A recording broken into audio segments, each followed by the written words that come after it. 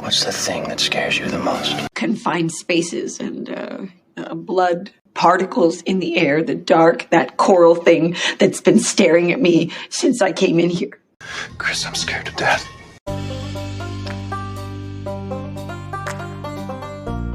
Welcome to the Sum of All Fear podcast, the show that examines real-life phobias and the horror movies that prey on them. So pour yourself something strong, Feardos, and let's find out what makes you afraid.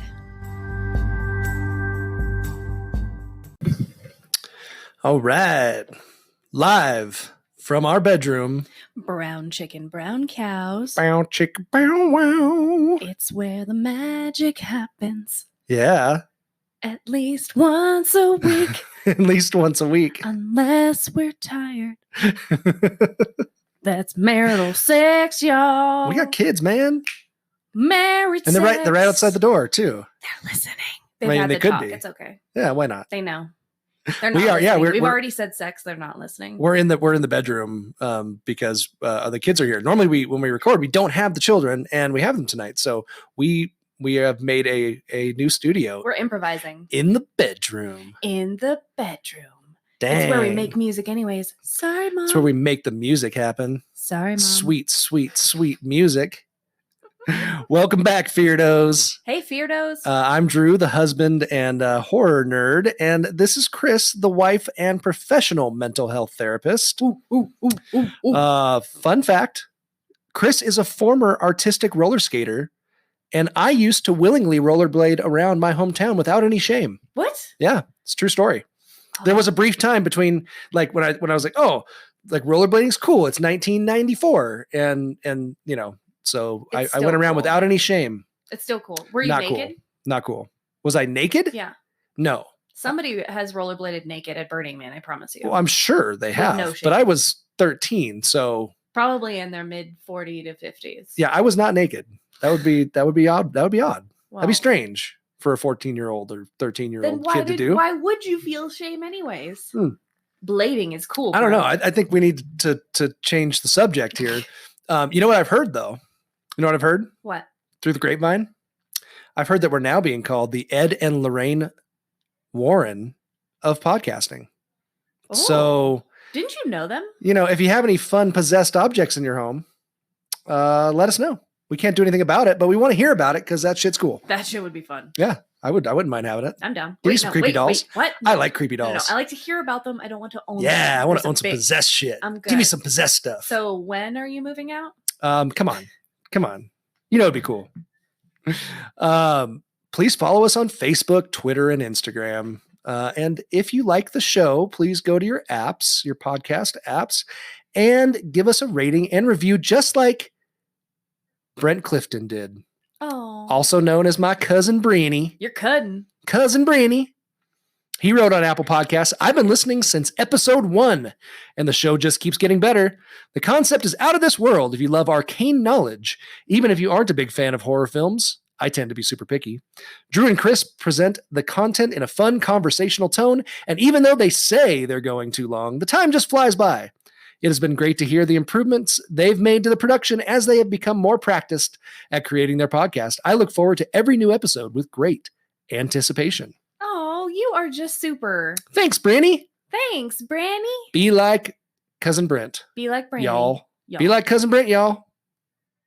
Rate and review. That's right. Give us a rating and review. And you know what?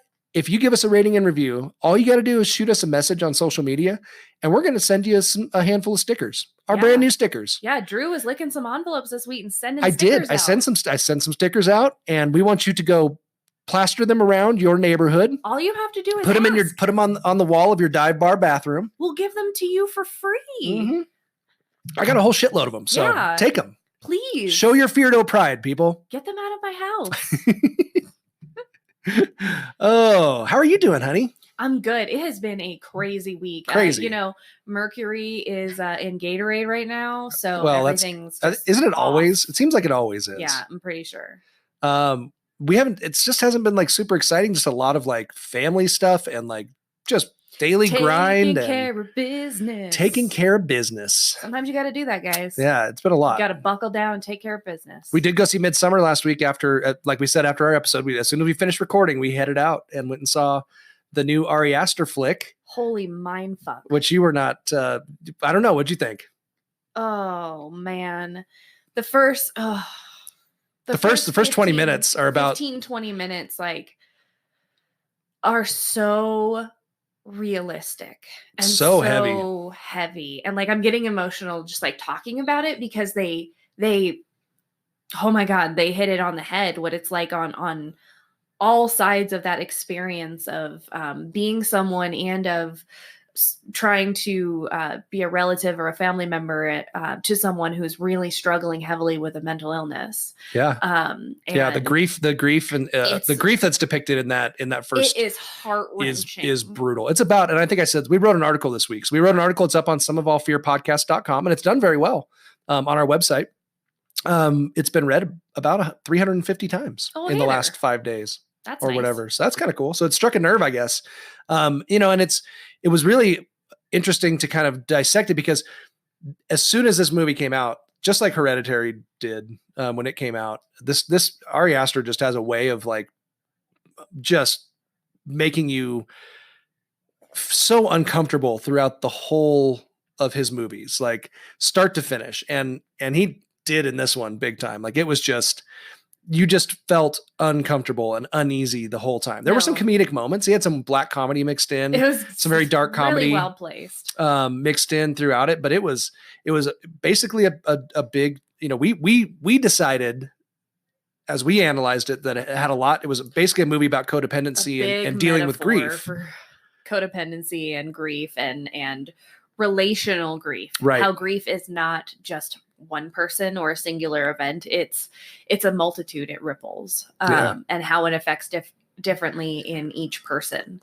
And it was not at all what I expected. I don't know what I expected. It was not at all what I expected. I also don't think I like it. You never like any. You don't like those ones that make you just completely, sad. Well, it's not just sad. It was like you said, the whole it's just heavy. time. It was so 2 heavy. hours and 20 minutes of almost not breathing, waiting for what's going to happen because you just, like you said, everything is uneasy and everything in that movie is so bright. And that even is unnerving and unsettling. So, I mean, go out and watch it. You're always going to have, your naysayers and your hey nayers. Well, I think it was really interesting because I think there was so many different, immediately there's like tons of interpretations, tons of opinions from everything from like, this movie was fucking terrible. This is a ripoff of Wicker Man. Yeah, Wicker Man. Yeah, it's just Wicker Man, in a different package, which is just bullshit. Like, yes, it's folk horror and it has similarities.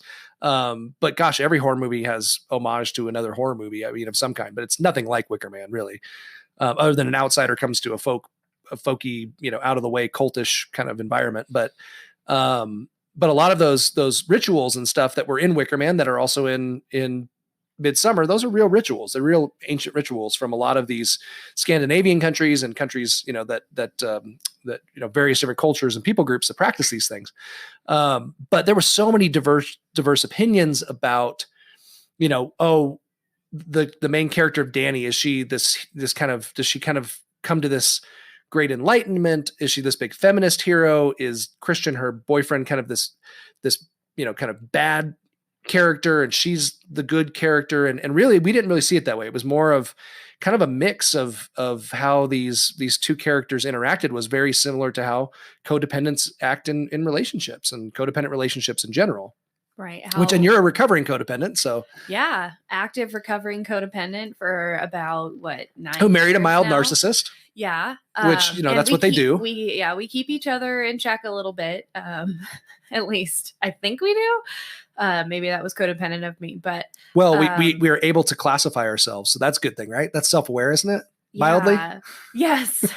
Yes. We're very aware, of our codependency, which, it has some similarities to, narcissistic traits. Of course, it doesn't carry all of them, but there is definitely something behind the experience of codependency that is very much I want to feel enough. I want to feel needed. I want to feel wanted. I want to feel a part of something bigger. And I felt like Ari Aster, number one, told us that this is what this movie was about. Well, he did. In interviews, he actually said that this is basically what the journey was. It was a journey of codependency, and that she doesn't really win in the end. And then number two, she doesn't win the journey or win this process or come out on top in the process. She actually kind of ends up in the same place. Reflecting on the process myself, having looked at the dynamics in her initial relationship and how she kind of falls into the trap of people pleasing, even though she's deeply grieving and she's not asking for what she truly needs or wants. And he's not able to give it to her. And she knows that. Right. So she's willing to, quote unquote, self-sacrifice, which is very, it's such a double-edged sword, because you're giving up so much of yourself to someone else that you lose yourself in the process. And that's essentially what happens to her when she tags along on this trip. Don't go too deep, because I don't want to give any spoilers away. Oh, whatever.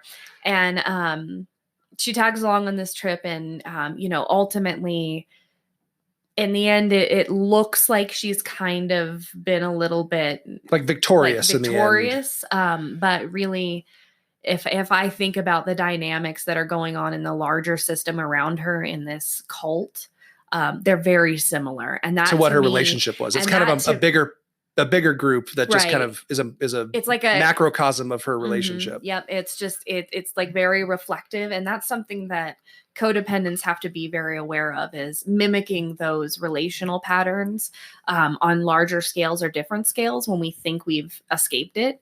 And so that's why I'm with a mild narcissist now. That's right. Because I that's have you're my attracted codependency in check, though. And so, yeah, go check it out. Tell us if you think that we're right or wrong.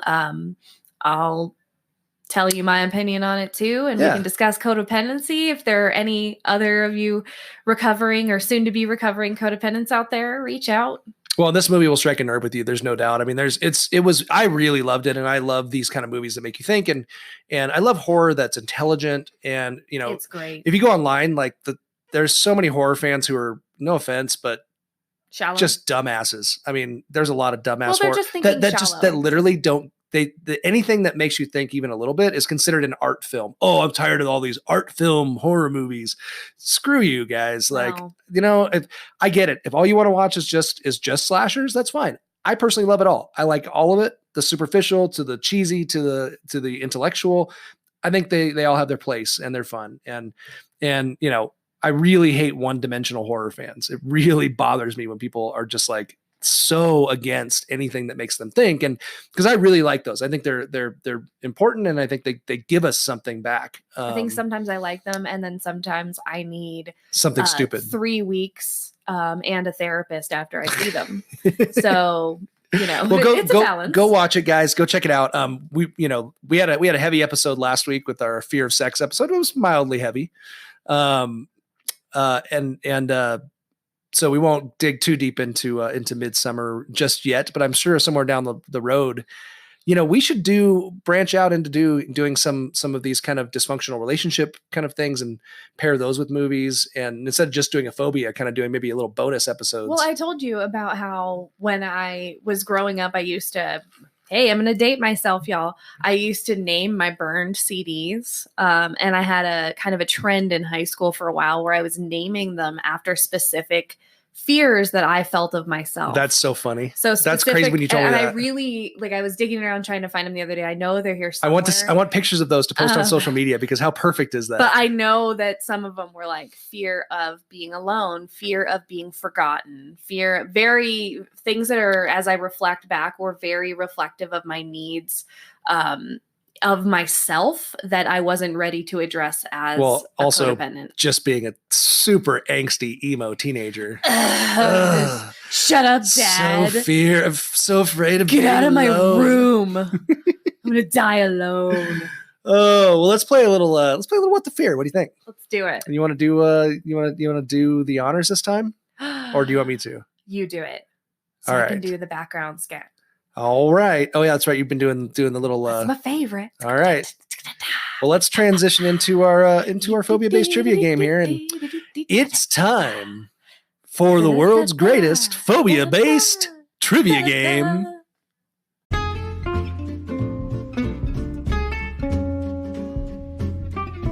What the fear?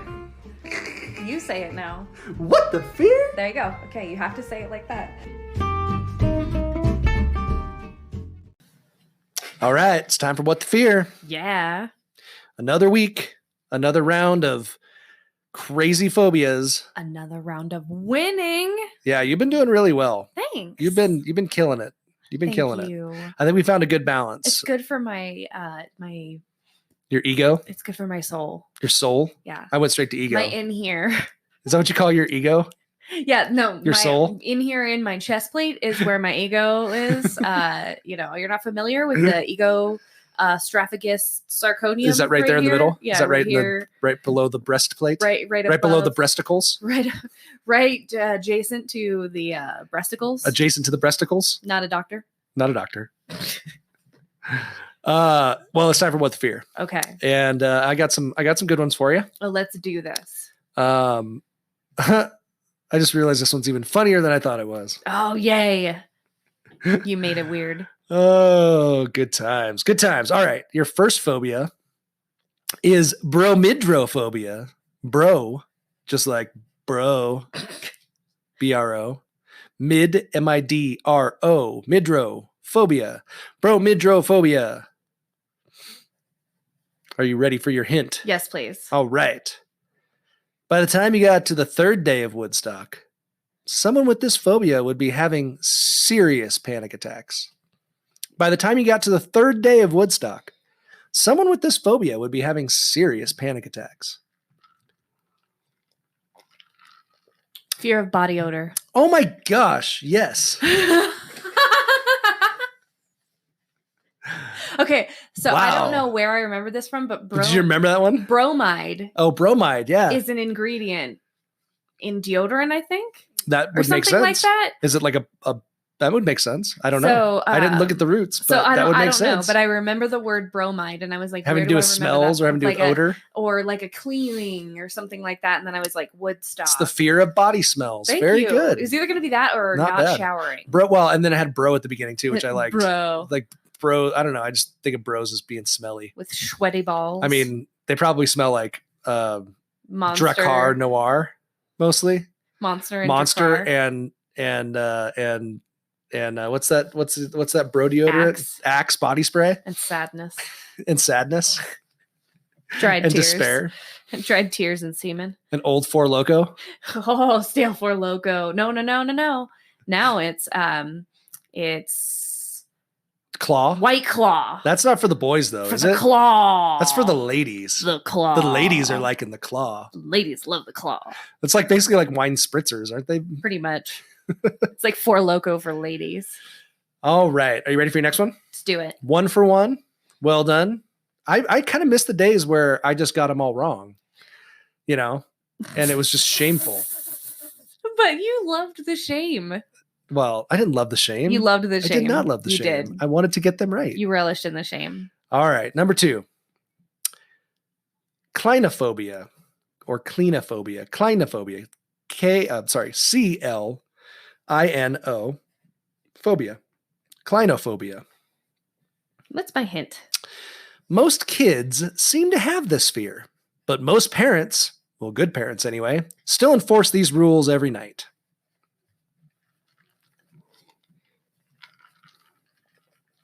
Most kids seem to have this fear, but most parents, the good ones anyway, still enforce these rules every night.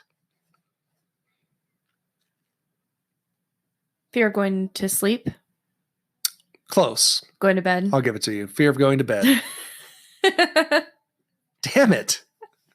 You could have gone brushing your teeth. You could have gone a lot of ways. Brushing my teeth at first, and then I was like, but not every kid fears brushing it. But they wrote a book, Go the Fuck to Sleep. That's true. About Go the fuck to sleep. Go the fuck to sleep. When it's bedtime. Stop hitting my computer. I know, I'm sorry. You have it very close to me.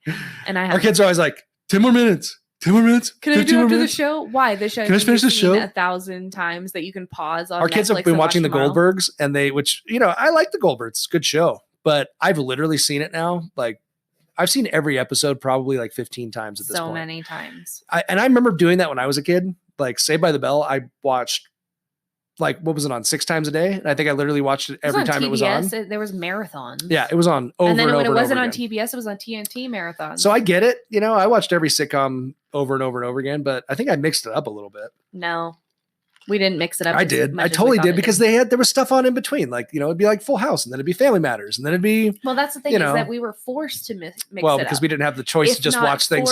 We didn't have a Roku that we could just sit and watch Hulu over and over again. over and over. So. All right, 2 for 2. Son of a bitch. Sorry. This is my wheelhouse. Don't like this. Wheelhouse. All right. I feel like I need to make this one tougher now somehow. I don't know how to. I've already written my clue. How do I? You're probably gonna get this one anyway because you probably know the root. But ichthyophobia. Ichthyophobia. ICTHYO phobia. Can you get it without the hint?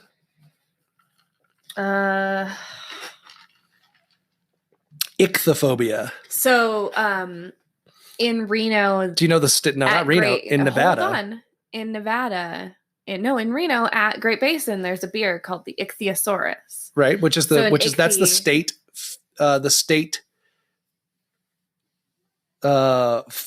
Something of Nevada. State fossil. I think it's the state. Seriously, it is. State fossil of Nevada is the Ichthyosaurus. Mm-hmm. So it's a big deal. And I think it's very old. Flying animal, right? Could be.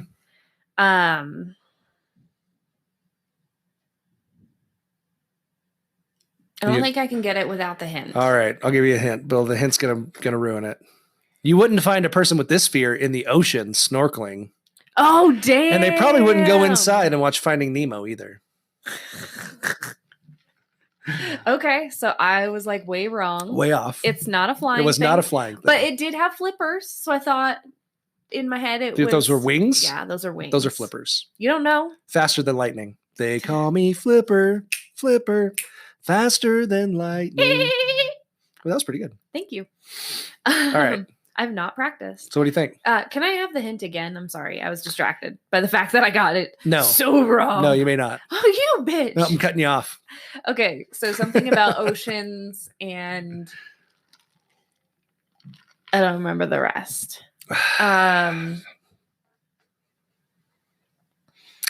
Do do do do do do do. Do, do, do, do, do, do, do, do, do, do. Come on. Fear of sea creatures? It's just fear of fish. Oh, fear of fish. Come on, man. Sorry.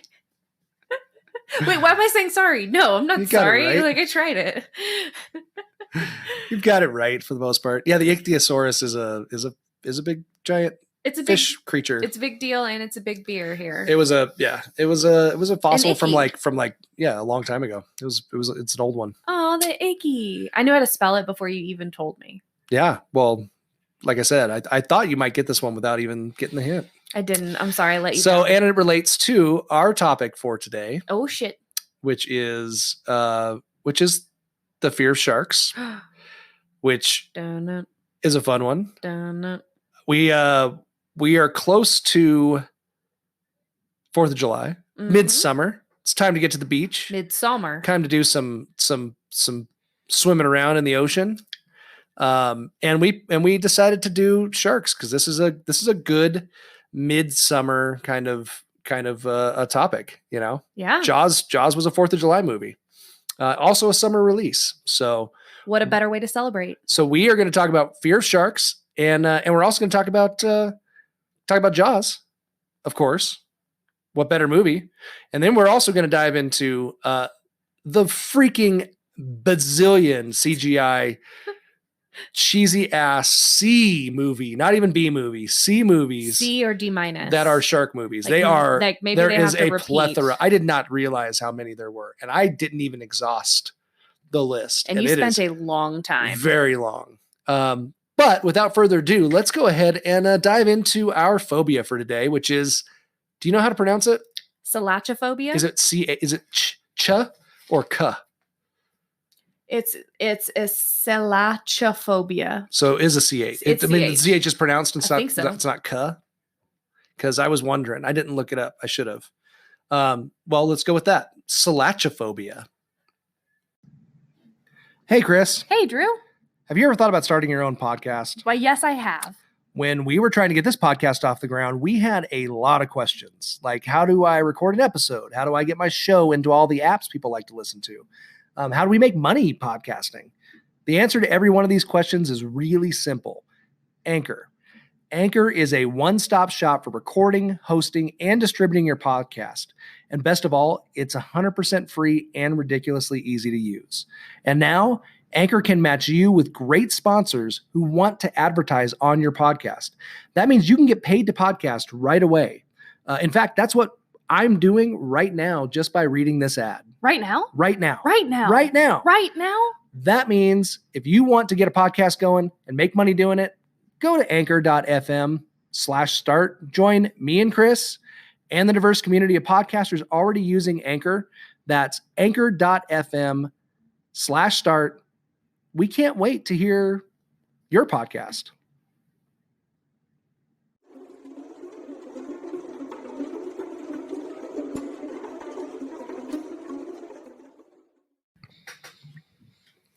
All right, how you doing? Good. You ready to tell us about this phobia? Absolutely. The fear of sharks. I am ready to defend the shark name. Defend the shark name? Defend the shark name. They need do they really need defending? Man. They got some pretty big ass teeth. I don't think they need defending. I think got they're some all right. big ass teeth, but they got big ass hearts too, and people be trampling all over them. Oh, really? Yeah. The poor little sharks. Yeah. They might be cold blooded, but their hearts are warm. Oh. You'll learn. The more you know. All right, tell us about Selachophobia. Well, okay. You gotta tell us about the fear of it before you start defending the little monsters. I will. I'll wrap the little wrap water monsters. The little water monsters could be a house monster. We'll find that out we're not later. There yet. So really, when we look at it, the fear of sharks is not irrationally based. I mean, predatory fish are scary. They are. It's not a weird thing for us to be alarmed by these things. However, out of the 465 known species, from the 7-inch pygmy spined to the 50-foot whale shark, only about 10 are even remotely dangerous to humans. But we know that phobias are irrational levels of fear regarding specific things.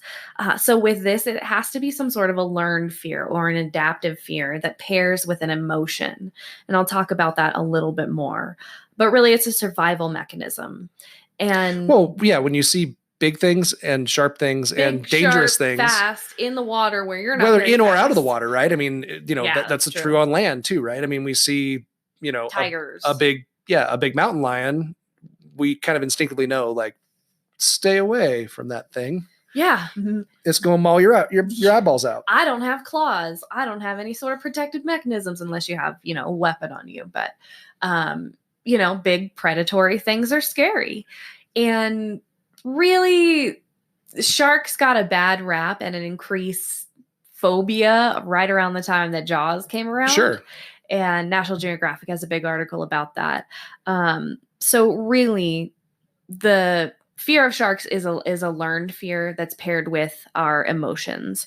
And as we know, the brain processes information in two ways. So the brain is, number one, hardwired to respond to feelings first and thoughts second. So big, scary thing, sharp teeth can kill me. Emotion, fear. Right. Run away. Right. Alarm. Scared. Yeah, I mean, there's a reason why they are big and fast and mean in the water and kill things and stuff like that. Like, they're a predator. They are them, and we are prey when we are in the water with them. Right. Or can be. Exactly. And so the second thing we know about how the brain processes information is that over time, our brain responds more with feelings than with thinking, especially with things that are familiar. So we tend to respond more with feelings when we've responded with feelings to something already. So we feel very strongly about our fear of sharks. So strongly that, in fact, when I was a kid and I saw Jaws, I had fears of sharks coming up through my bathtub, and just swallowing the bathtub whole, or being in the pool or things like that are completely irrational. Well, our youngest, when he watched Jaws for the first time, because we're bad parents, so he was like 5 probably or 6. He didn't want to go in the lake. He didn't want to go swim in the lake, like Lake sharks. Tahoe and stuff like that. Eventually we convinced him, like, dude, trust us. I don't care what all those CGI movies tell you. There are no sharks in this lake. And that's all emotion-based thinking, like, even though there's like 50 movies with sharks and lakes. That is terrifying. And it's really tough to kind of separate the facts from that emotion sometimes. Our brain gets lazy. We have like cases of the lazy brain, which is where our brain, where our brain naturally kind of creates a bunch of mental shortcuts that allow it to kind of rapidly judge situations and make decisions without us even realizing it, because it takes calories to think. And so your brain is trying to do things in the fastest, most efficient way possible. And so if there's water and I've seen a shark in water, that means sharks can be in water. That means sharks can be in that water. It's danger, Will Robinson. That means danger water. Danger water. But we find that like with Bader and colleagues at Chapman University, they found that the more familiar a person is with any sort of risk, they're more likely to decrease in that fear over time as they learn it. So think about folks that maybe live in Florida. They may not be as fearful of shark attacks as, say someone from Nevada that doesn't encounter sharks a whole lot, also or isn't educated by it. So for example, me, right? So I grew up in San Clemente, California, which is like surf capital USA. Like Surfing Magazine are based out of my old hometown. I was on the surf team in high school. I surfed from the time I was, 5 years old, probably. And so I was in the water all the time. I was in the ocean all the time. And I never really, and you're also, when you're a kid and you're kind of, or teenager and a kid, you kind of are, you don't think about, you don't think about your mortality. Yeah, you're a little fearless too. But I actually got circled by sharks one time down at San Onofre. I was actually just north of San Onofre. I was with some buddies, and we were out early. It was like 6:30 in the morning or 7 in the morning, and we had paddled out, and we were the only 3 guys as far as you could see, like north, south. There was no other surfers out, just us. And we saw, and it was normal to see dolphins consistently, cruising around. It was normal to see a sea lion pop up, or whatever. So it wasn't that weird to see things in the water, here and there. But all of a sudden we saw fins, just like, total Jaws moment, full on, just fins out of the water, and more than one. There was 3 of them, in fact. Ooh, they teamed up. There was 3 of them, in fact, and they were. Do you know what kind of sharks? I'm almost 100% certain they were blue sharks, and I believe they were juveniles, probably like 6-7 feet, which is still, big and bigger scary. than me. Yeah, at that time, yeah. And they circled us just like you see in a cartoon. They literally circled us. And luckily there was a set coming in, and I hopped on a wave, and I was the first one on the beach. I was like cartoon, out of the water, and the other 2 guys didn't get that wave. I like paddled for it and hopped on it, man. And they missed the wave. So I watched them from the beach, and I watched a wave come up, and I could see the full length of 2 of the sharks in the wave. Oh my gosh. Right by them. And I was like, oh shit. And they managed to get in, and they never attacked them, but they will attack. Even sharks, even blue sharks or sharks that are not normal, don't normally attack, or you don't hear about them attacking. So they'll attack as well. So it was pretty freaky. If they think that anything could potentially attack them or could be a source of food, they're going to go after it. But I was always more scared of the seals, man. Those things are gnarly. Right. And they'll bite your stinking ankles. They will go after you. And sharks will too. There's always, the girl who got her arm bit off in Hawaii. Sure. I think she was in Hawaii. The Bethany Hamilton, arm bit off while she was surfing. And now she's like a top professional female surfer. with one arm, which is crazy. It hasn't kept her out of the water. And that's where, Bader says that, that familiarity, it didn't keep you out of the water because you knew, sharks are a part of what we do here. And this is what you do, if sharks circle you and, you don't it's also do this rare. And this. And it's also pretty very rare. It's, in all the years of 18 years of whatever surfing consistently, that was the only time that I ever saw a shark in the water. Like every day. And I was out, 4 or 5 days a week at least. And only time I ever saw a shark in the water. Saw sand sharks and things like that, but down in the shallows, but that's just normal stuff. Never ever saw another shark after that in the water. Same. So, and it's that kind of very rare. Yeah, it's that kind although I will say, sorry to interrupt again, but San Clemente is now infested with great whites. Right. For the last few years, they've been having great whites, big ones too. A little bit more inland. More inland way more. We never, when I was growing up, you never, ever, ever heard of great whites in that area in Southern California. And now every summer now they are having big shark issues. San Clemente Pier, I think last week, just spotted a big one right off the pier. My nephews and nieces are down there and they're all junior lifeguards, and it's freaky because they got great whites down there now, which they never did. And I think some of it, I heard that after the power plant in Japan melted down, that it changed migration patterns of all of the Pacific Ocean, basically all the Pacific Ocean species. So they all kind of moved. Me. If it changed the ecological system near the shore and a little bit farther off from that everything would kind of shift. And also with global warming, things have kind of shifted as well. But it's that increased media coverage too that increases that kind of fear of shark attacks, where yes, sharks are coming more inland. Yes, there's a bunch of sharks out there, but how prevalent is it really to get attacked by a shark? How many people versus how many people get attacked? Overall. Well, and a lot of it has to do with your locale too. Like, I mean, if you're in Australia, it's an issue. If you're in South Africa, it's a big issue. You have to be aware. And there are precautions that you can take, which one of them, as you were speaking, you were saying you guys were out at 6 and 7 in the morning. And one of the things that I read from Australia on shark awareness was May through September, only fish are swimming and fishing and surfing between the hours of 9 and 5. Right. Because dark hours, especially nighttime, you never want to be in the water at night. Yep. In those areas. And you never want to wear bright clothing or shiny things. They're very attracted to shiny things.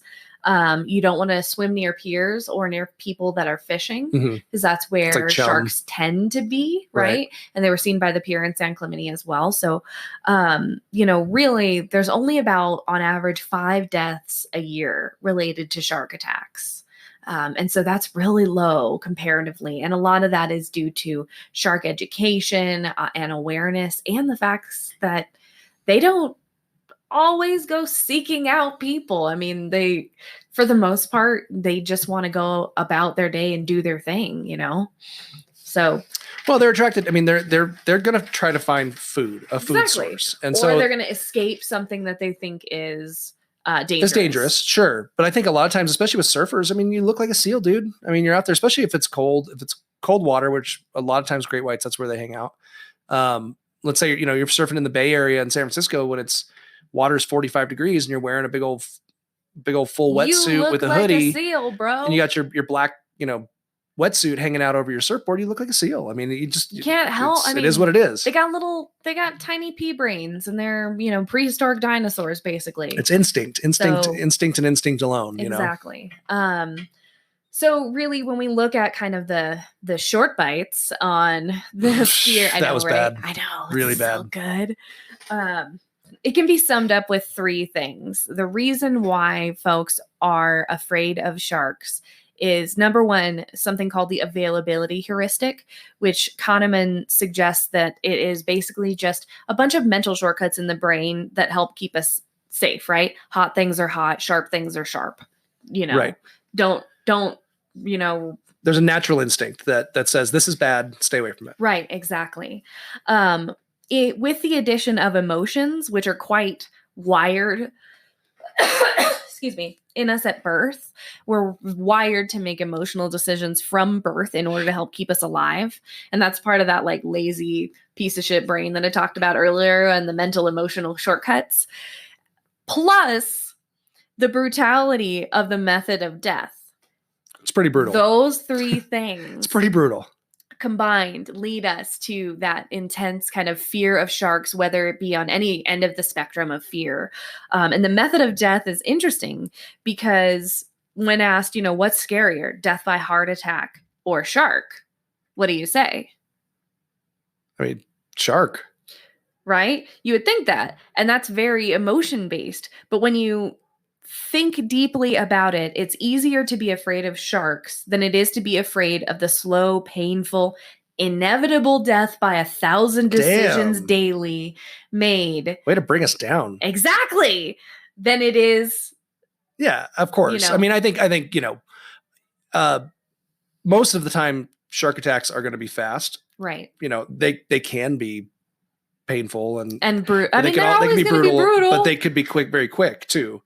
I was thinking about beyond Jaws nowadays, with Shark Week on Discovery Channel or whatever it is. They get a week. Well, and you see like how they attack seals and how they attack how powerful they are. They play with them and they throw them back and forth. They do all these crazy shit. Well, we perceive that they play with them. Well, I think orcas probably do that more than because we know they're much more intelligent. But for some reason, we don't perceive orcas as dangerous or as deadly to us as we perceive sharks. Well, and they're higher on the food chain, really. Exactly. I mean, there's a video on YouTube. I gotta remember where it was, off the coast of California, but it was a pod of, it was a killer whale versus a great white video where they caught it on camera head to fucking head of them going at each other. It was pretty fucking crazy. That's nuts. But I love that shit. And you do too. You love Shark Week and love watching all that stuff. It's amazing to see these top predators, something that for 450 million years has spent at the top of the food chain in the sea. Over those million years, they developed 3 extra senses, which include vibration sensing, pressure sensing, and electrical pulse sensing. Well, especially when you add in the megalodon. Yeah, right. And the ability to fly in tornadoes. Oh yeah, I forgot about that. And apparently, we'll go just about anywhere according to all of the amazing shark movies out there. It defies facts, right? Yeah. Well, no, it's just they're magical creatures apparently. Well, I mean, the reality is that sharks are not a threat to us. Sharks are not a large threat to us. In fact, they serve a really crucial ecosystem service. Knocking an apex predator off of the food chain is like cutting a leg from a dinner table, and that would create a serious domino effect, oceanic dystopia.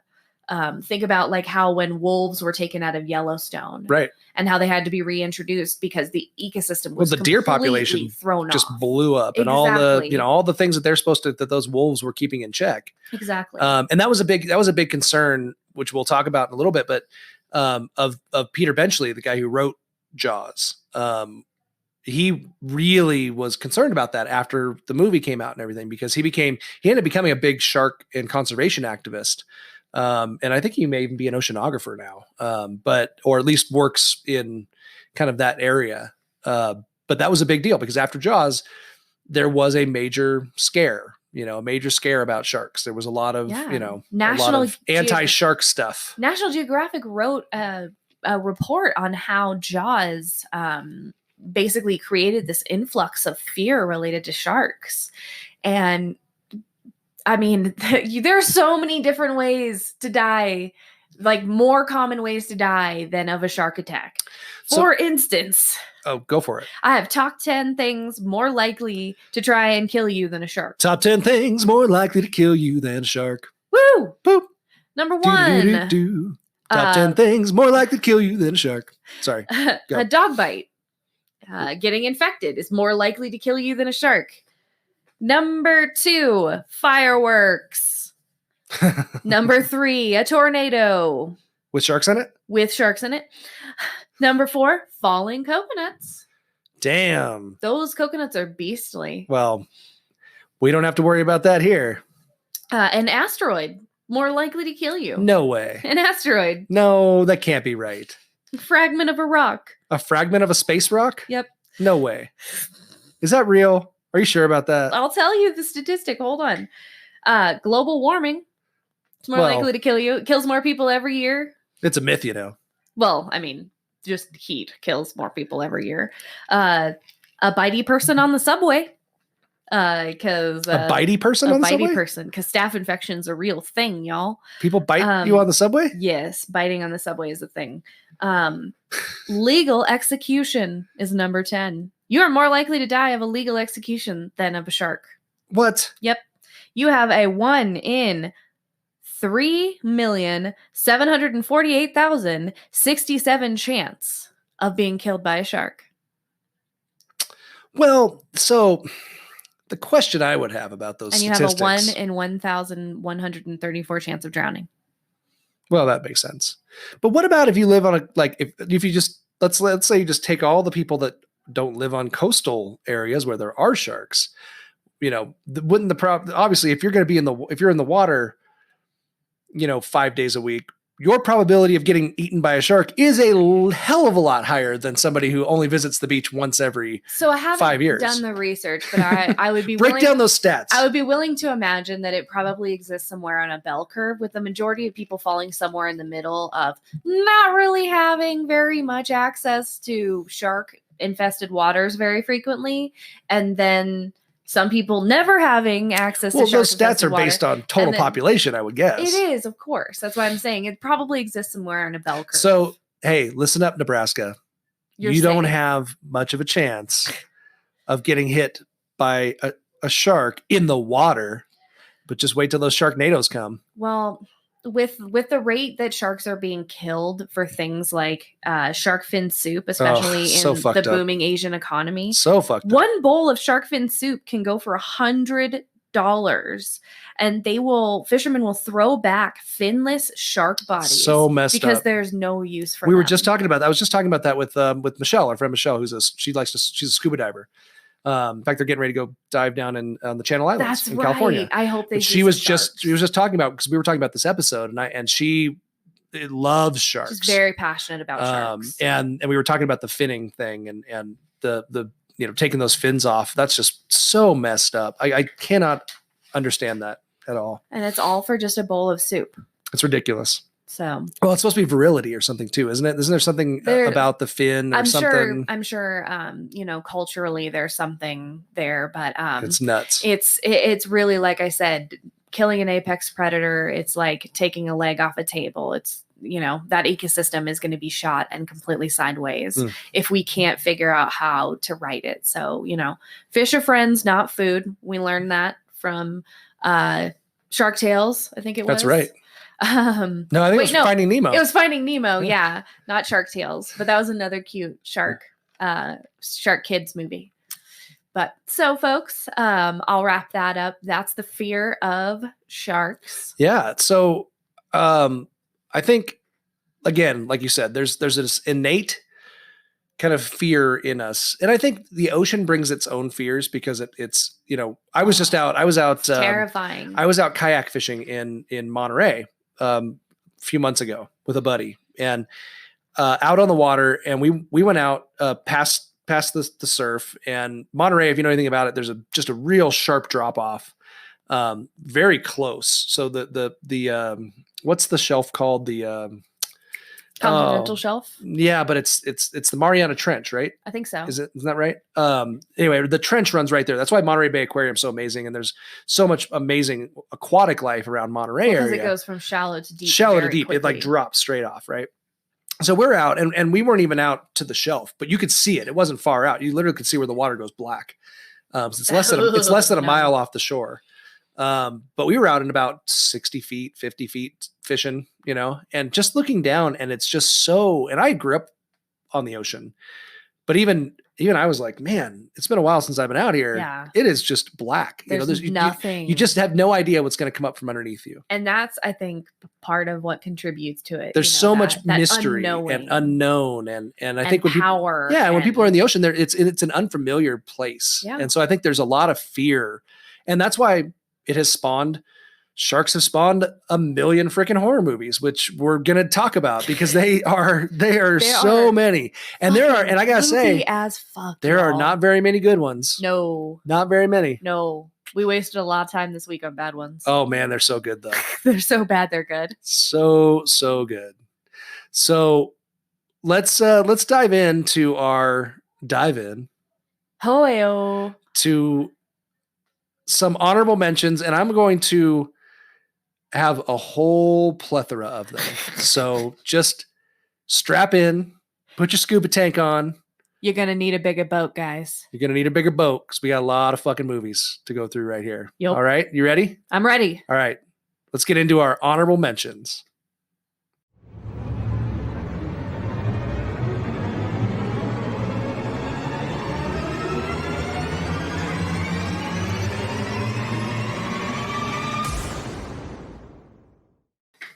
So I had no idea how prolific shark horror was as a category. Such a rabbit hole. As a category, I did not realize like it beats out damn near every other movie in horror that you can think of. I mean, I would venture to say there might be more shark horror than slashers. I don't know. I could be wrong, but holy shit, man, it's insane. Like you go down the shark rabbit hole, you ain't getting out. It's gnarly. And you went down that rabbit hole. I did this week. And I think I'm a better man for it. I think I've learned a lot about myself through this process. Cause we all know like there is the what am I hearing? Is that a plane? There's a plane outside. Oh, I thought it was a phone buzzing. Huh. Plane, loud plane outside. There's a plethora of like decent shark movies.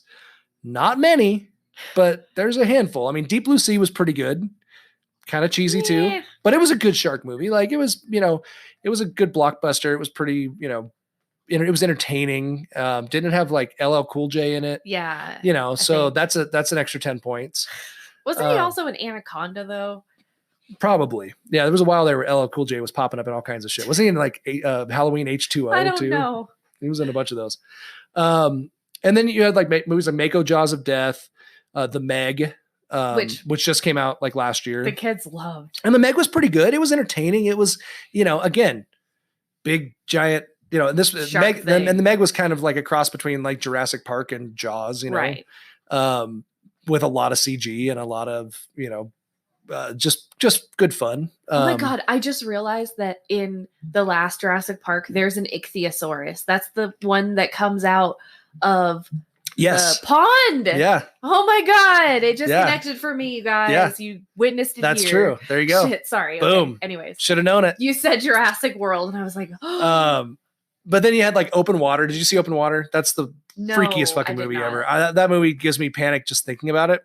And I don't think I've ever rewatched it. I've only watched it once. They're on a scuba diving excursion and they go out. Oh no, you've told me this one. They get left. Yes, and they get left. Their boat leaves them basically out in the middle of the ocean.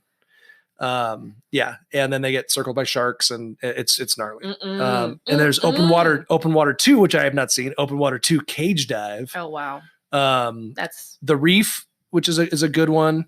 I believe that's an Australian flick. 47 Meters Down, which I haven't watched yet, which I need to. It's fairly new. It's a couple years ago. But point is, there's a couple. The Shallows with what the heck's that chick's name?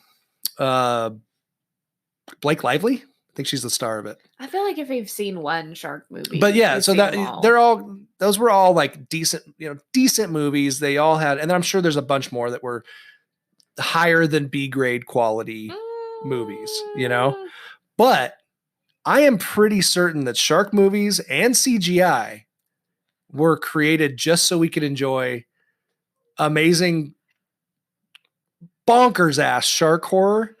And of course, resurrect the careers of like 80s pop stars like Debbie Gibson and Tiffany, because they were in like a slew of those like Sci-Fi Channel shark movies and former members of the Dukes of Hazzard, because you had like John Snyder popping up in a bunch of them. C movies, C stars, they go hand in hand. If B movie stars, I was thinking about this. I had this written down. If B movie stars had a logo, it would be a 6-headed shark. That's true. Yeah, I'm pretty sure.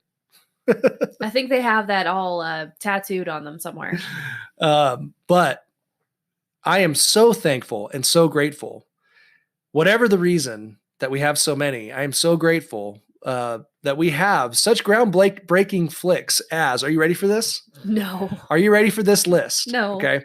This is the list that this is all that I could come up. This is only the ones when I like ran out of, and I was like, you know what? I can't do anymore. I have to cut myself off. I have to cut myself off. But I just started listing all of the shark horror, B-movie horror flicks. So are you ready for this list? Yeah, let's do it. All right. We have Mega Shark versus Crocosaurus. Oh, yeah. Mega Shark versus Mecha Shark. Ghost Shark. What? Ghost Shark 2. That's terrifying. Ghost Shark 2. Urban Jaws. What? Malibu Shark Attack. Avalanche Sharks. Malibu. Hold on. You skimmed past that one. Oh, I'm skimming. I gotta skim. Trust me, there's a lot. Malibu Shark Attack. Avalanche Shark. Wait, Zombie Sharks. You keep interrupting. I've got to go. You got to trust me. I got to go. I got to go through this list. We can't stop. Just so bonkers. Don't worry. I have a top list. Okay. I have a top list. We'll get into some of these. All right. So let me go back. Mega Shark versus Crocosaurus. Mega Shark versus Mecha Shark. Ghost Shark 2, Urban Jaws. Malibu Shark Attack. Avalanche Sharks. Zombie Sharks. Bait. Shark Swarm, featuring Daryl Hannah and John Snyder, with a runtime of 2 hours and 47 minutes. What? 2 hours and 47 minutes. How dare they? Shark Swarm, 2 hours and 47 minutes of John Snyder and Daryl Hannah. Wow. Okay, just had to bring that one up. Shark Attack 2, Shark Attack 3, Megalodon, Jurassic Shark, Shark Lake, Psycho Shark, Jaws in Japan. Jaws in Japan? Megalodon. That was a Megalodon. Shark Attack 3 Megalodon is different than just Megalodon. Okay. Those are different movies. Super Shark, Shark Zone, Sand Sharks, Jersey Shore, Shark Attack, Ice Sharks. Do you think that the sharks on the Jersey Shore all have like fake tanner around their mouths? Oh yeah, they're all super orange. Ice Sharks, Raging Sharks, Blue Demon, Shark Knight, Hammerhead, Sharkman. Shit. These are terrible. That's the same movie, by the way. Hammerhead. Sharkman? Sharkman. Dark Waters, 2-headed Shark Attack, 5-headed Shark Attack. Wait, no. 6-headed Shark Attack. Yes, all separate movies. Someone was like, you know what's better than 5-minute abs? Mm-hmm. 6-minute abs. That's right. You know it's better than 2-headed shark. We did so damn well with that 2-headed Shark Attack. That made us like $60,000. We're gonna, 5 fucking heads. We're going 5 heads. 5 heads on that shark. If 2-headed sharks 2 times 2 is 5, Bob. Can eat tandem water skiers, which I believe happens in that movie. Oh no. Oh yes, the 2 heads come out and eat tandem water skiers. I'm pretty certain. Ideas are these? 5-headed sharks can eat 5 water skiers at once. Pretty sure. Folks, you can achieve your dreams if these movies got made. And finally, Empire of the Sharks, which I actually watched about half of, which was it was like a cheesy water world where sharks are controlled basically by a Nintendo Power Glove. Oh, neat. So like a guy's got like a Nintendo Power Glove and he can just like push them over and like make them do things. Wow. And the sharks jump and eat people at his command with his Nintendo Power Glove. Oh, that's weird. It's awesome. Yeah. It's pretty money. How do they do it? But I did come up with a top 7 greatest. I did not include all of them. There's 7 more. And these were my top 7. My top 7 greatest shitty shark movies of all time. Shitty shark? Shitty shark movies. This is my top 7. Are you ready? Yeah. All right. My number 7, Mega shark versus giant octopus. Now, we had the other mega shark movies versus Crocosaurus but this was the one that started it all with Lorenzo Lamas and Debbie Gibson. I have to argue that the shark would not have a chance against the octopus. The octopus is a far superior creature of intelligence and intellect. Well, these were prehistoric. So what happened was strange thing. Let me give you a little bit of the synopsis here. Strange things are afoot in the depths of the sea.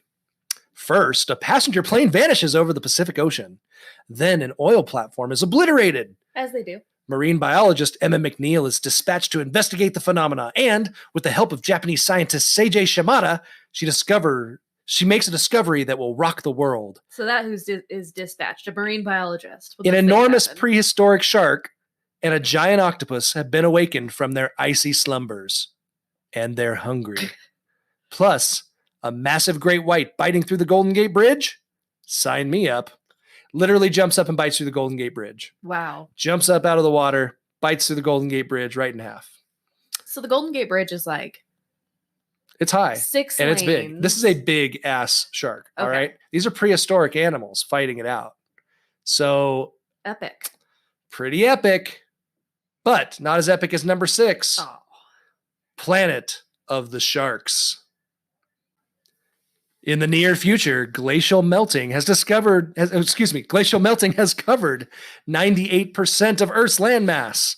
Sharks have flourished and now dominate the planet, operating as one massive school led by a mutated alpha shark. I mean, that's terrifying. The human survivors live in terror of the predators, and it's up to a few survivors to take down the alpha shark and make the seas safe again. I mean, we're not exactly built for water, so...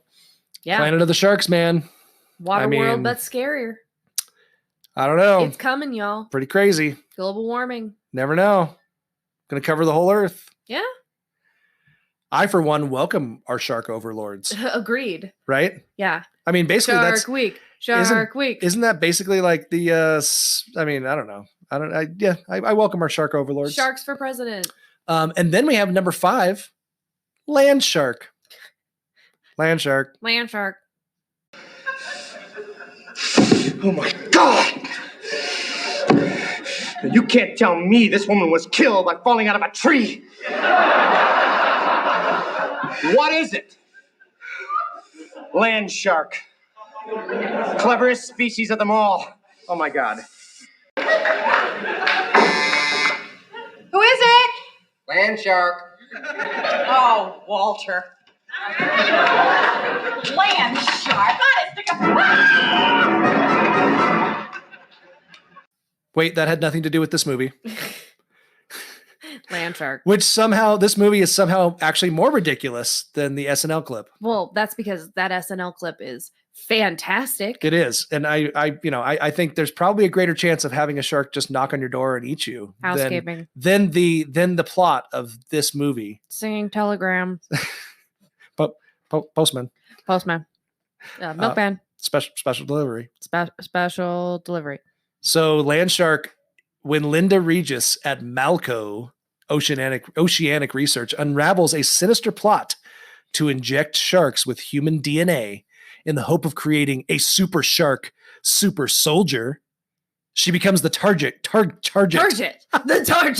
target.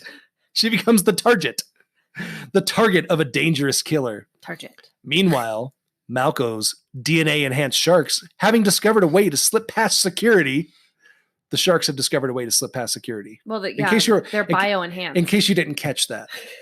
The DNA-enhanced sharks, having discovered a way to slip past security, are busy honing their newly enhanced killer instincts, both in and out of the nearby beaches. This is the one where we have to thank Simpsons, the dolphin episode where they become sentient and take over Springfield. I'm pretty sure that's kind of the basis of Land Shark. Well, in Hitchhiker's Guide to the Galaxy, the dolphins were the sentient beings. That's right. That's right. Yeah. But that's only 3. We've got our number 4. We've done 7, 6, and 5. Are you ready for number 4? Mm-hmm. Shark Exorcist. Wow. We are reaching. Satan has jaws. Yes, it says that. That's the first line of the synopsis. Satan has jaws. A demonic nun unleashes holy hell when she summons the devil to possess a great white shark. The only thing more terrifying than a shark in the sea is a shark in a she. Whoever writes these deserves an award. A shark in a she. A shark in a she. Yeah, that's a line. That's a line. Good grief. From the trailer. Wow. Yep. Mm-hmm. Yep. Possession. Shark possession. It's a thing. It's a thing. Satan has jaws. Did you watch that one? I did not. No, I did not get down that rabbit hole. But I did watch this next one. Oh. I did watch this one because I was actually quite intrigued by the trailer. I really enjoyed it. This one is 2015's Piranha Sharks. Great white sharks bioengineered to be the size of piranhas. Think Micro Machine sharks. What? Yeah, like mini tiny sharks. Animal. Oh my god! What if you could have tiny animal pets? Little baby pets. Tiny animal pet that was their idea. I That would was have the like point. a tiny giraffe. Yeah. Oh, could you imagine like a tiny elephant? A little tiny elephant. Like a little tiny shark. It would be your pretty tank? money. Until So great white sharks bioengineered to be the size of piranhas with the purpose of living in rich people's exotic aquariums. Uh-oh. Terrorize New York City when they get into the water New supply. York City. And do what great white sharks do best. Kill. Which is a misnomer. They're okay. We like the sharks. They Don't kill the sharks. They kill for food. There was one scene. So there was one great scene. Was it a great white scene? Oh, man. Wait, hold on. We got a clip of this, don't we? Didn't I do a clip? I think so. Oh, here. Let's play the clip. People love sharks. Love them. We bring sharks into your home. Just like sea monkeys. Sea monkeys. Sea monkeys. Did you know that sea monkeys bring in $25 million a year in revenue and have for almost 50 years? You want to sell an advanced bioweapon to children at Walmart? No, No. that would be stupid. So Piranha Sharks. So I watched it a little bit, and the one scene I was kind of dozing off when I was watching it, but there's a scene where these sharks have gotten into the water system, right? So this girl's filling up her bathtub, think like Think like my nightmare when I was a child. yeah, just filling up Sharks? the bathtub, whatever. And she's just laying there and got her legs spread, just doing her thing, right? Just laying in the bathtub like normal, kind of like in Nightmare on Elm Street, where her legs kind are of like up. more sensual than you normally do. Just her legs are up, like in Nightmare on Elm Street when she's just sitting in the bathtub, right? And these sharks come through. It shows them coming in the water, coming through the water and going through the pipes.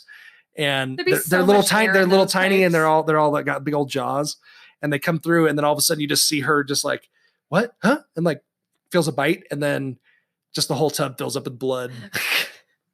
Jesus. Piranha sharks. Ruining baths. All right, but that's not all, folks. You think that might be all, but it's not. Blee, blee, blee, blee. That's not all, folks. Number 2, Sharkenstein. Oh no. 2016. These all been made in the last few years too, which is even more hilarious. What is it? Yeah. Sharkenstein. In the final days Are of you World sure it's not Sharkenstein? In the final days of World War II, a secret experiment to weaponize sharks is shut down and destroyed by the Third Reich. But now, 60 years later, a small ocean town is plagued by a bloodthirsty, mysterious creature, one built and reanimated using parts of the greatest killers to ever inhabit the sea, the Sharkenstein monster.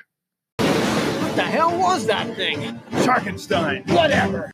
And basically, we've got Nazi sharks. That's kind of what we're looking at here, I think. Yeah, that whole Nazi sharks. lost I mean, come on, man. Why not? Why do they have to be Nazis? None of those, though, are as good as our number one choice. Number 1 on our list, 2018's House Shark. Here's the synopsis. When Frank finds his happy home under attack by a dangerous but largely unknown breed of shark, he enlists the aid of the world's only house shark expert. Can't even read it. And a grizzled former real estate agent to embark on a desperate quest to destroy the beast and claim back his life. Because that's what you need is a real estate agent. It's Jaws. but in a house. It was some kind of freak suction built up in the pipes from the waste station. But what did the coroner say? What did he write at first? He said it looked like a shark attack. Shark! House shark! That's your song for the fast time. The house shack in the blackest of eyes. Cold and dark. Like a porn star's anus before it's bleached. That was a big mama jama tooth. I need to think. I'll catch this nugget for you, but it ain't gonna be easy. Bad fish or mammal or sharky thing. House shark! So what's the plan? We're gonna have to go in there. In the house? Well, we're not gonna find the house shack in a mall. We'll find the mall shack in a mall, but we're looking for a house shack. Not on my watch! Pinch it off, Frank! Get out the way! Don't wait for me! Shut him off! Shut us down!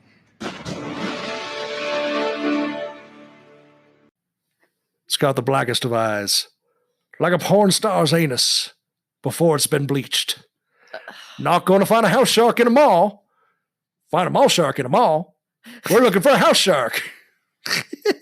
A real estate agent and a house shark expert. Well, yeah. Who's going to help you with the house shark? But when you have a house real shark estate agent, problem. house shark expert. Hello. But what if you have a mall shark in your house?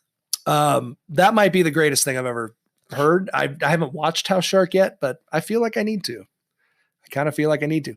That's not even our main honorable mention for today, but wow. I felt like we had to get kind of a sense of what these shark movies have done for us in the world of horror and what is out there that you can watch. You can go onto if you have Amazon Prime, you could literally spend the next 3 weeks just watching shark horror movies. It, folks. That would you be should unhealthy. do it. I really think you should. That'd be really unhealthy.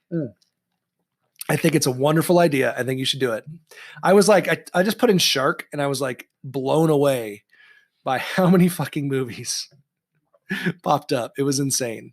But our honorable mention for today, and we're not going to play the trailer. We're not going to play the clip because basically I just wanted to make this our honorable mention because it's kind of the king of these types of movies. It's the creme de la creme. Right? I mean, and it's not the first.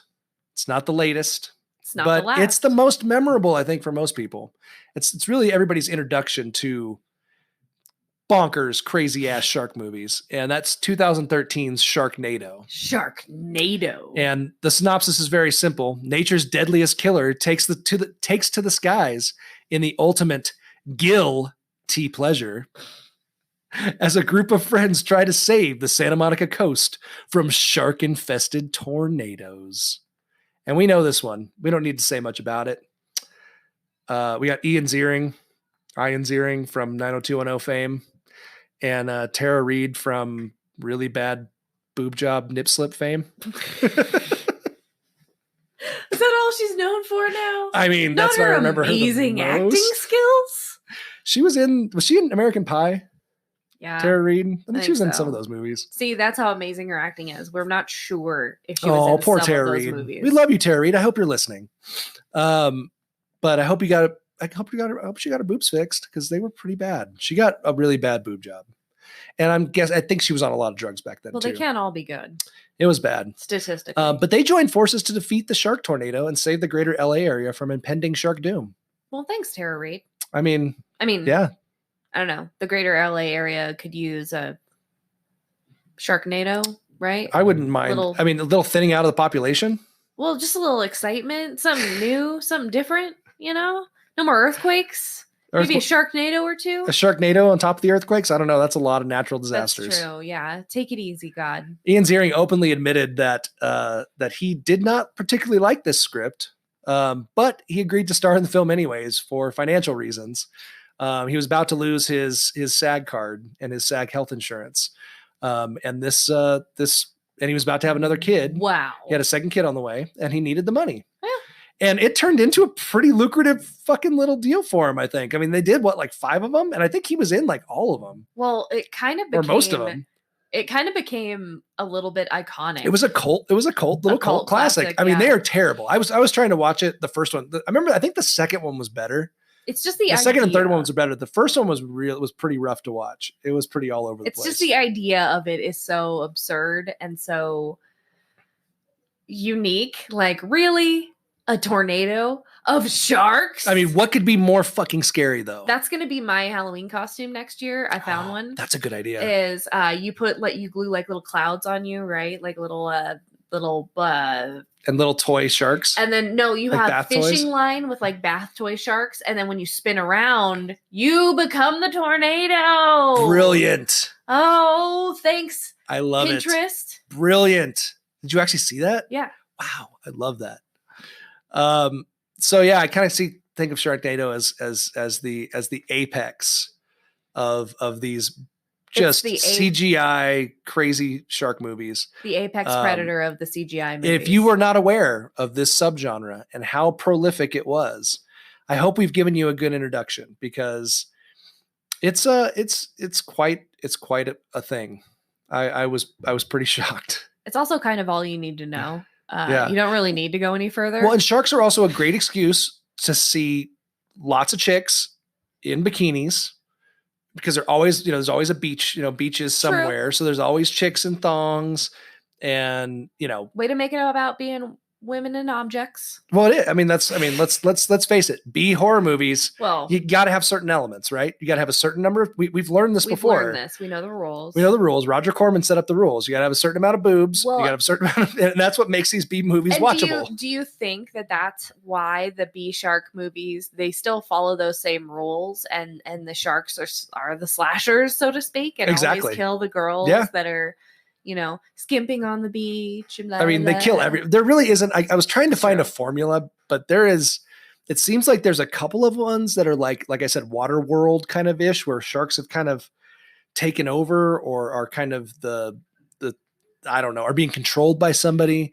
And then there's the ones where the sharks are like on land, have suddenly and they're more sentient, have gone through, and they're like, they can go through the sand. Well, they did develop 3 extra senses, or they're prehistoric and they pop up through under the earth. They come to life under the earth. That's another one. That's another.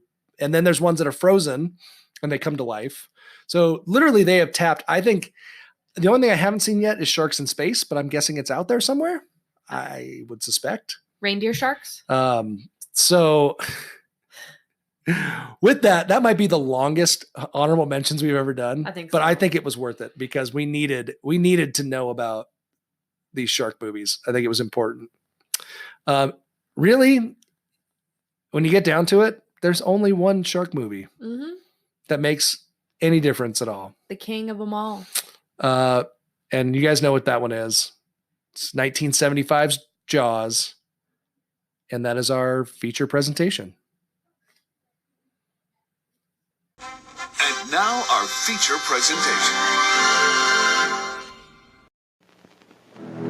There is a creature alive today who has survived millions of years of evolution without change, without passion, and without logic.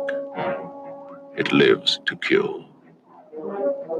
A mindless eating machine. It will attack and devour anything. It is as if God created the devil and gave him jaws.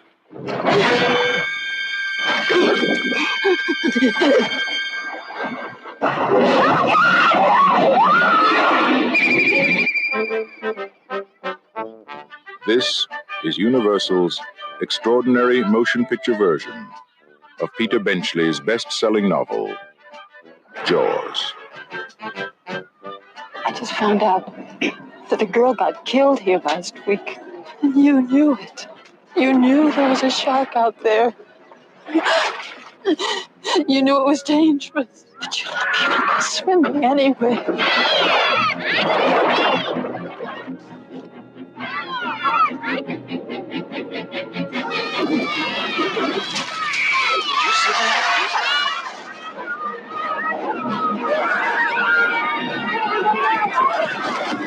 It's all psychological.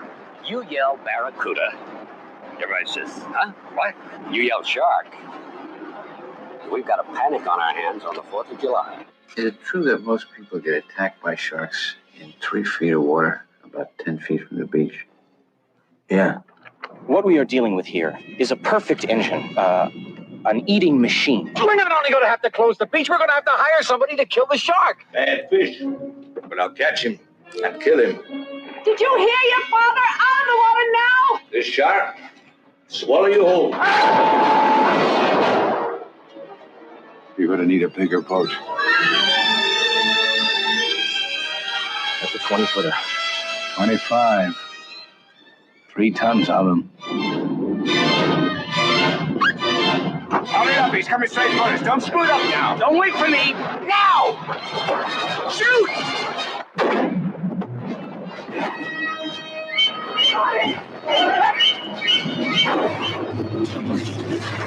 What's he do?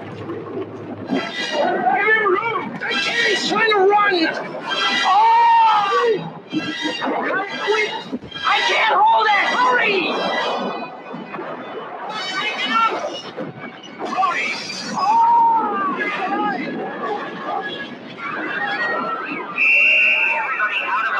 None of man's fantasies of evil can compare with the reality of Jaws.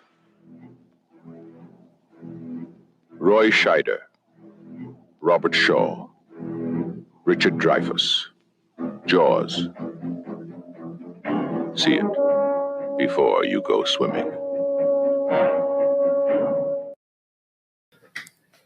All right, the original and undisputed king of all shark movies. I don't think there's really any debate about that. No, hands down.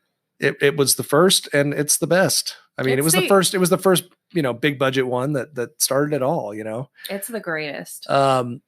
Quick synopsis. When a young woman is killed by a shark while skinny dipping near the New England tourist town of Amity Island, Police Chief Martin Brody wants to close the beaches, but Mayor Larry Vaughn overrules him, fearing that the loss of tourist revenue will cripple the town. Ichthyologist Matt Hooper, there's that word again, and grizzled ship captain Quint offer to help Brody capture the killer beast, and the trio engage in an epic battle of man versus nature. So, one of the most iconic movies of all time. I think top 10 lists, at least top 20 of all time. I think just movies in general, considered, almost every list that's out there. It's one of the top ones. One of the highest grossing films of all time. At the time, it was the highest grossing film. I think over 67 million people in the U.S. went to see the film when it was initially released. Wow. Making it the first summer blockbuster. Basically, movies used to be released in the winter, mostly, like big budget movies.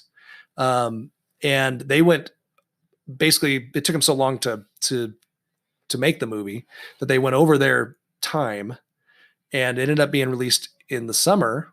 And that was when they put all the shitty movies, and yet it blew up.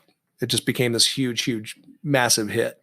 And grossed over $100 million at the box office in 1975. And now, which is crazy money in 1975. And what's that translate to now? Well, I think the last time I was listening to the episode, Horror Virgin just did Jaws last week on their show. Well, it was 4th of July. 4th of July, it's summertime. It's perfect time to do sharks, right? And Jaws takes place over 4th of July. Right. But I think there was I didn't write it down, but I think on the show, Todd mentioned that it was like the equivalent of what it's earned, I think total is the equivalent of like 1.1 or 1.2 billion dollars. Oh my gosh. If you adjust and do all that stuff. So crazy. Widely considered one of the greatest films of all time, sitting at like 8.0, I think, on IMDb. Yeah, it's a goat. It's big time. And it changed the industry, changed the movie industry. Then they realized, oh shit, people will actually go to the movie theaters in the summer, because it used to be, the thought was that people weren't going to go sit inside of a dark theater in the summer. They're out, going outdoors, and they're doing things, and they're at picnics, and they're not going to go to the movies in the summer. Oh, they were wrong. How times have changed. Mm-hmm. Exactly. Now we can't get people outside. Yeah. So, of course, directed by Steven Spielberg, and written by Peter Benchley. I actually went and bought the book this week and read most of it. And it's been a really good read. I looked at it and I went, oh man, this is great. I can probably read this in about a week. It's a quick one. I don't read a whole lot, but. What are some of the differences between the movie and the book that you've noticed? There's a couple of things in the storyline. So I think when they made the movie, they decided to cut out some of the more salacious. So it was a little bit salacious, and it was a little bit, I think, just not relevant to the plot necessarily. If you're just taking the shark as the center of the book or the movie, but in the book, you've got your main characters are Brody, right? He's the chief of police, and his wife Ellen, and then you've got Quint, who's the crusty old sea captain shark hunter.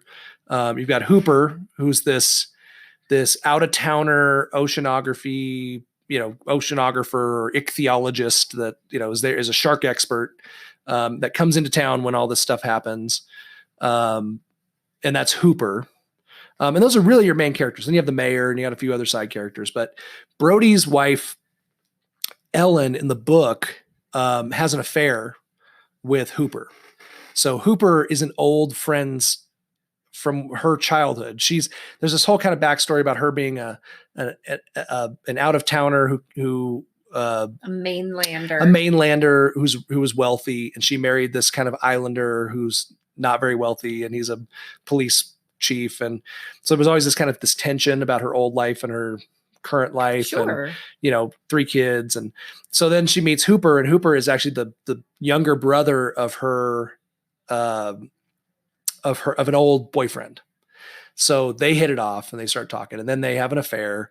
So that's a big storyline that kind of weaves through the book. And then you also have the mayor in the book is involved with the mob, like the mafia is kind of using him just in the real estate business and doing things. And that's why he's so hell bent on opening the beaches. So that actually kind of gives a little bit of that would have given a little bit more depth to the movie, I think, if that was kind of the reason why. Because he seemed just like a flippant jerk. Like, we need summer dollars, Well, I mean, it's the island, it goes in depth about how the island is reliant on that season, that economy, to get them through the winter. If they don't get that money in the summer, people go on welfare in the winter. Like it's that bad. So they need that money to get them through. So, I mean, there's kind of that kind of deal when it comes to the economy of the island of Amity Island and all that kind of stuff. So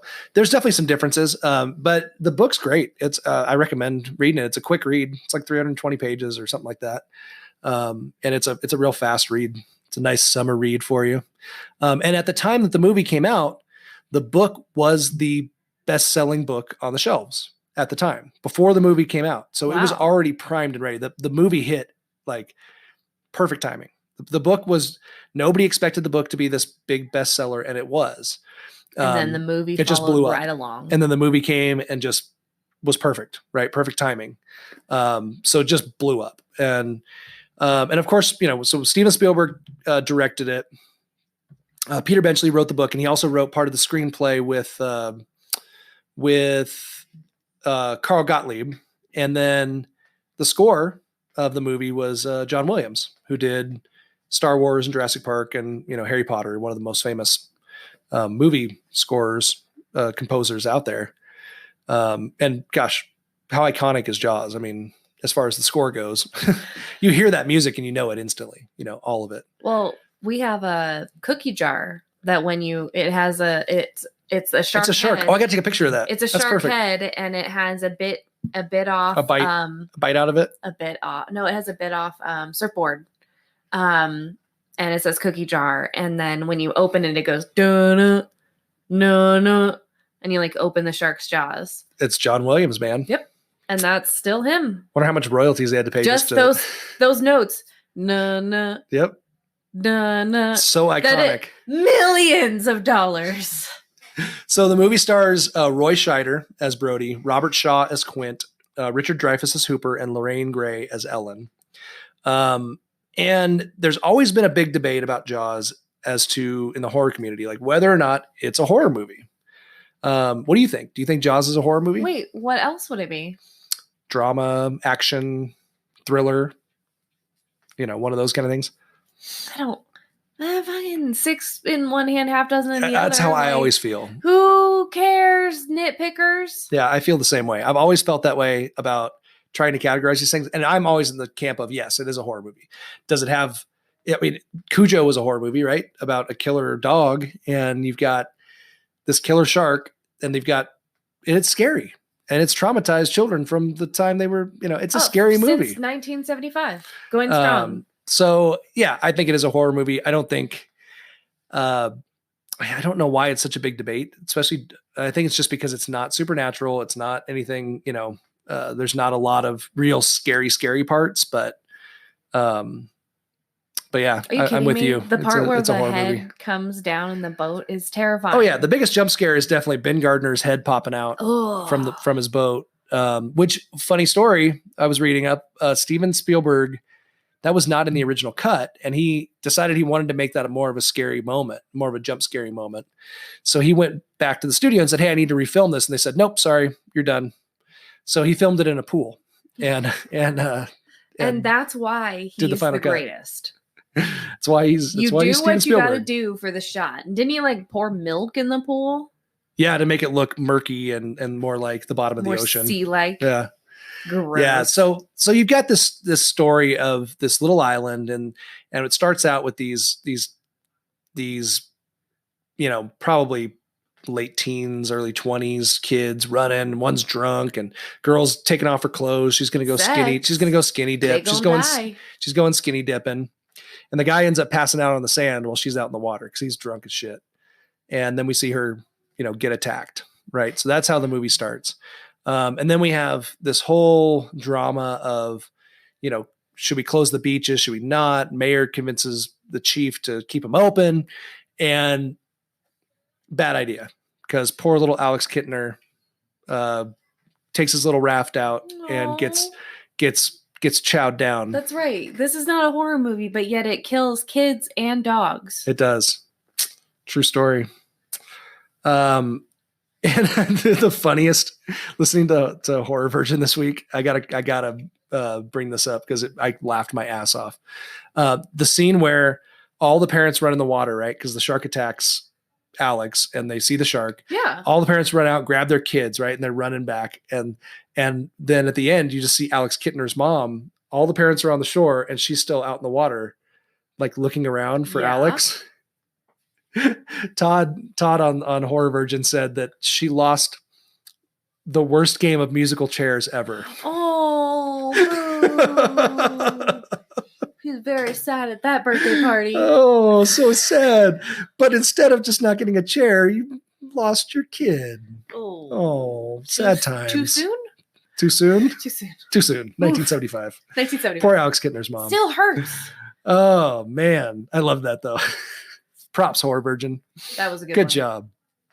So then, then we have this search for, then they still leave the beaches open on the 4th of July, even after all that shit. And we got the shark expert, and we've got the chief of police, and we got Quint, the crusty old, shark hunter, and they embark on a journey after a couple more deaths. It took like two more shark attacks before didn't the mayor have this race, basically a bounty, and then people went out and threw their wives' Christmas hams or summer hams out there, and then broke a dock. It was actually Alex Kittner's mom that offered the bounty. And it was the roast. She offered the bounty of $3,000. That's right.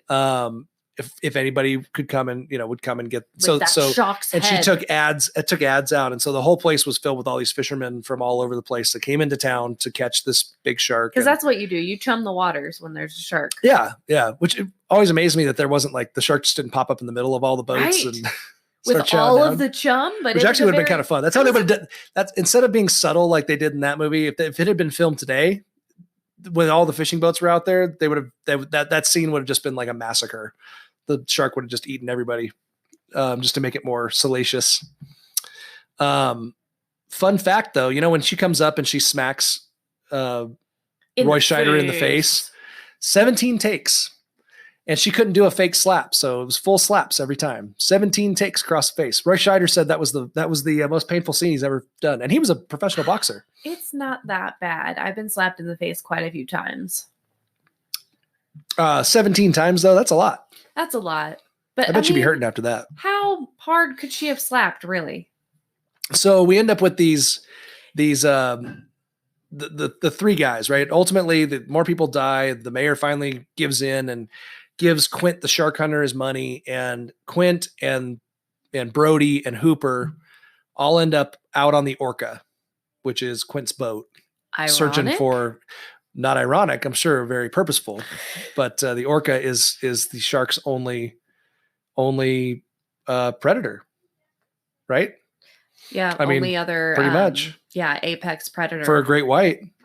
Besides us, the only thing above them. Yeah, I mean, besides us. So they're out on the Orca. The most iconic scene is when Brody is in the boat and the shark comes up out of the water and then just dips back down, and he's the only one that sees him, and he just backpedals into the galley where Quint is, and he says, you're going to need a bigger boat, which was ad-libbed by Roy Scheider. Brilliant. Wow. Not in the script, but of course the most iconic line of the whole movie. Yeah, ever. And then we've got this battle, where they harpoon it, and they got the barrels, and they chase it down, and they hook him at one point, and they, all this different stuff.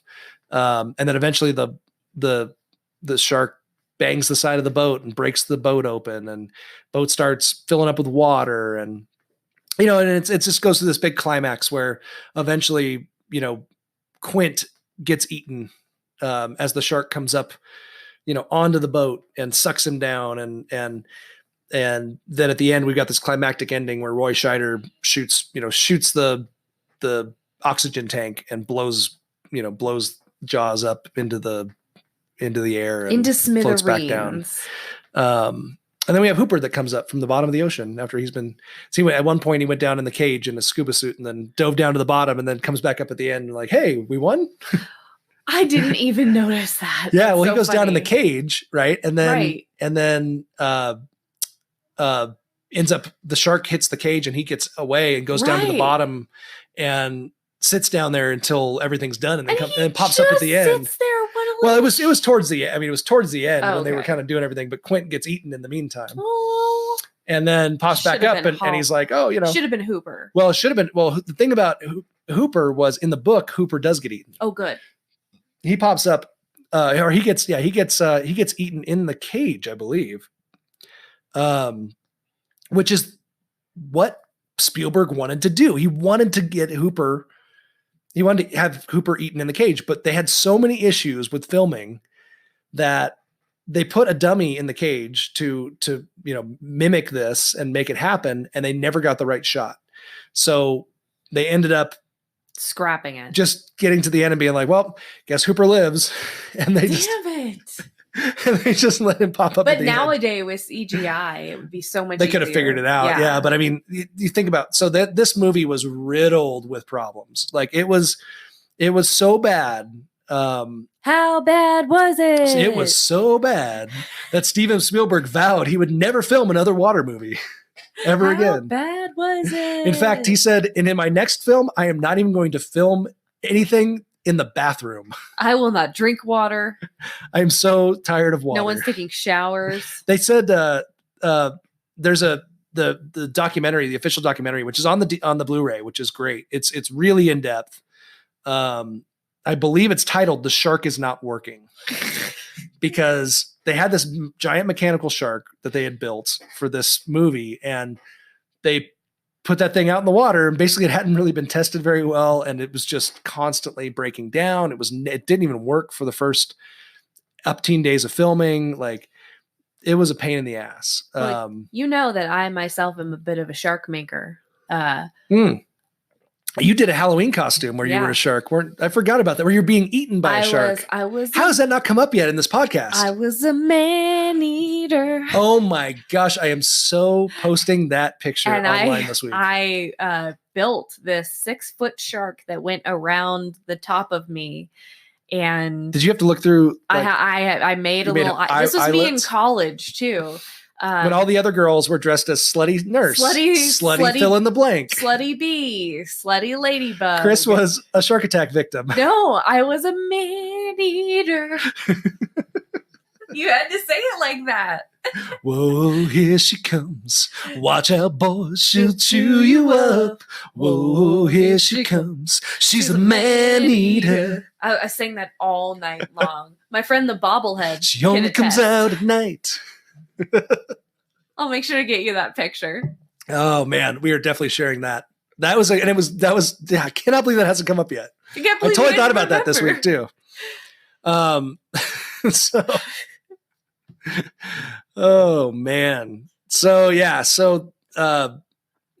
pain in the ass to film, all these issues. But gosh, glad he did it. Yeah. Because it was a badass movie, man. It's one of my all-time favorite movies. I love Jaws. I could watch it over and over again. I watched it, like 4 times this week? Mm-hmm. And just the best cast too. I mean, Robert Shaw, who played Quint, is just one of the most iconic characters I think ever. Notorious alcoholic, terrible to work with. They had problems with him on the set, getting drunk. Just like his character. The USS Indianapolis scene where he's supposed to tell the story about the USS Indianapolis and, the true story, actually. The USS Indianapolis story is a real story. That's a true thing that happened in World War II. The first time they filmed it, he was piss ass drunk and could not get through the scene. And ended up having to go basically apologize to Spielberg and came out next day and did it in one take. It's very meta. I know, right? You would think drunk, he'd be able to nail it because that's the way you're supposed to do it, right? And he died 3 years after filming. No. After filming it, 1978, dropped dead of a heart attack at 51 years old. Wow. He was British. He was a British actor, and died in Ireland. Doesn't seem as though he took very good care of his body. No, so. He was an alcoholic. He was kind of a notorious alcoholic. Had some issues that way. But a brilliant actor. Really good actor, but always there's a lot of stories. If you go online and look up Robert Shaw and look up stories of him and stories of him with other actors and stuff like that. It's pretty interesting. He played a villain against Sean Connery a couple times. I think he was in. You can't say it like that. Bond. Sean Connery. There you go. Sean Connery. I'll take the rapist for 5,000, please, Alex. That's David. I'm sorry. Ain't no bumfuck.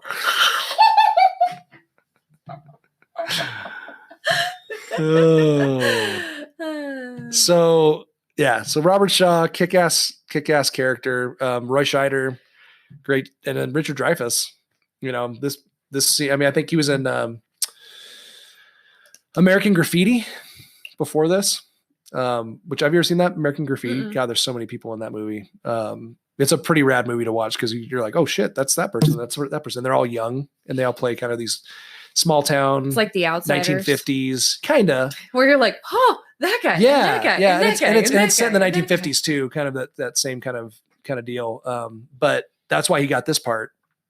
And then after that, he was in a ton of stuff. But yeah, man, love this movie. Big fan.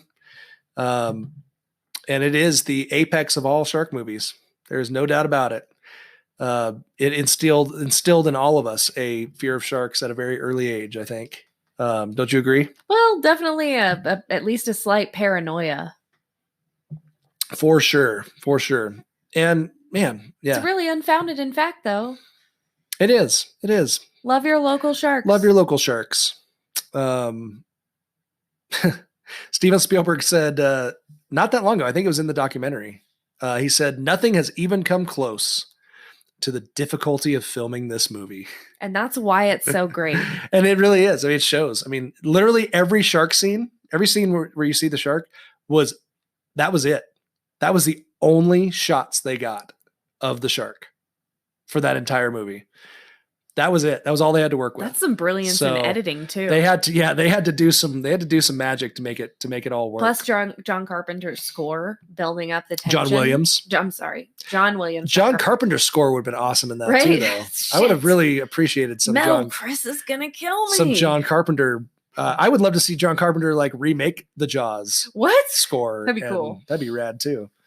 I love John Williams stuff, but it's also very flowery and like there's a lot of like flutes and the ups are very up and the downs are very like down, but he does the trick. We need some synthesizer in that bitch. That's what we need.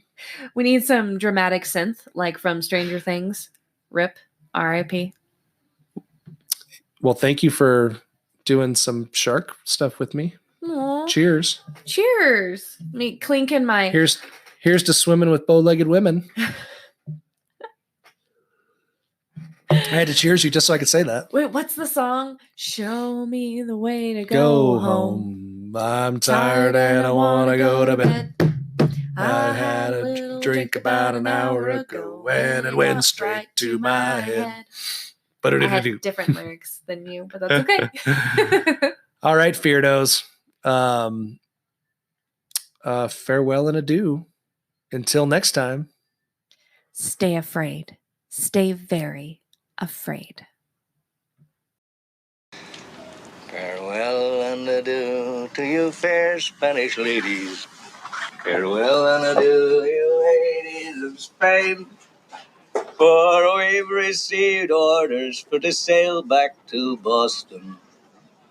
And so never more shall we see you again.